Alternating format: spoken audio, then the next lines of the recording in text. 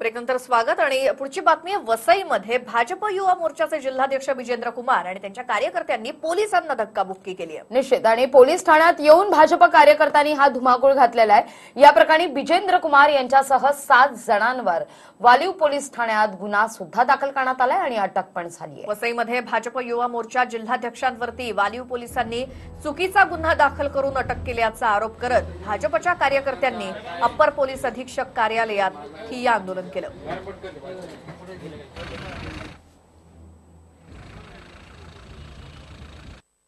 तिथे बाकी समोरचे जे पक्ष होते त्यांना हे पडवले आणि आमच्याच पक्षाचा आमच्याच कार्यकर्त्यावर गुन्हा दाखल केले।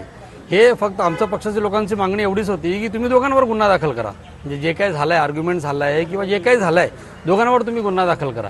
पण हे पोलिसांनी बाकी समोरच्या व्यक्तीला पडवलं आणि आमच्यावरच आमच्याच कार्यकर्त्यावर गुन्हा दाखल केलेला आहे। गुन्हा दाखल केला तरी ठीक आहे, तसानंतर पोलिसांना मारायचा अधिकार काय होता? 7 लोकांना 20 पोलीसवाले लॉकअपमध्ये घुसून मारतात, हे कुठला अधिकार आहे? कोणी अधिकार दिला या पोलीसवाल्यांना एवढं मारायचा?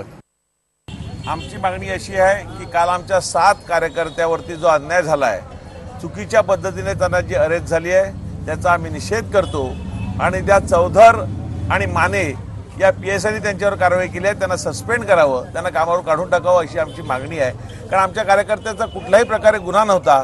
ज्या प्रकारे त्यांच्यावरती गुन्हा नोंदवण्यात आला, 353 कलम लावण्यात आलं, ज्या पद्धतीने त्यांना मारहाण करण्यात आली त्याची मी घोर अशी निंदा करतो आणि ज्या अधिकाऱ्यांनी त्यांना मारलं, ज्या अधिकारी त्यांना मारण्यासाठी इतर पोलिसांना प्रोत्साहित केलं, त्या सगळ्यांवरती कारवाई त्यांच्या कार्यालयातून सस्पेंड